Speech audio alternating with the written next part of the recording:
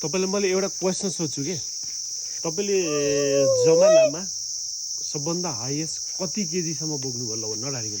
त्यही त भनेको कुरा गर्दैछु नि तपाईँले भन्नु न, म सुनिनँ कि। 1 कुन्टल चिनी 15 किलोका 2टा साबुनको पेटी, त्यहाँमा चाहिँ एउटा मेसिन, त्यहाँबाट फेरि तिनी झोला सोला तिनी चप्पल छ भने बोकाएछ पुग्यो होला सकेर कति केजी भयो?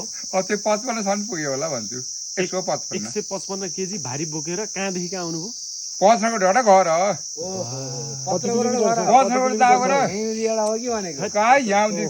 कति वर्षको एज थियो त्यतिखेर? त्यतिखेर म 20-22 वर्षको थिएँ। 22 वर्ष भयो।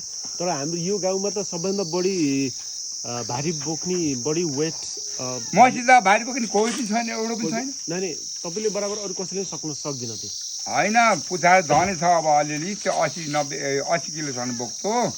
तर तपाईँ त हाइएस्ट हो। त्यहाँबाट फेरि भुजिङेका ऊ थिए, तिनले बोक्थे 1 कुन्टल बोक्थे। त्यहाँबाट फेरि ऊको माथि खानी गाउँको उसको मन्डेरेका छोरा, तिनले बोक्थे 1 कुन्टल बोक्थे।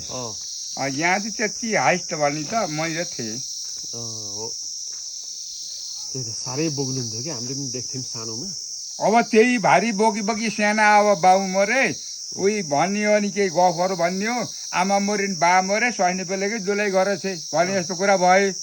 भनेपछि अब गर्ने के हो त अरे, सानामा भारी बोक्यो, अब सानो केटाकेटी भारी बोकेको छ, अब कुउरी परेको छ होइन। अरूको मान्छे भए कुउरी पर्दो कुरा हो त, मान्छे कुउरी परेको छ, दुःख गरिरह्यो नि।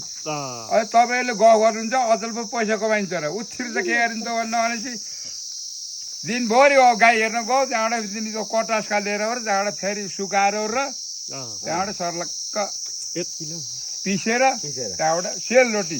अब कतिर त हुन्छ पर्दा आउँछ र भात खान पाइन्छ भनेर अचल जति भाती पकाएका छन्। आतो दियो भन्दा पेट दुख्छ भन्छ।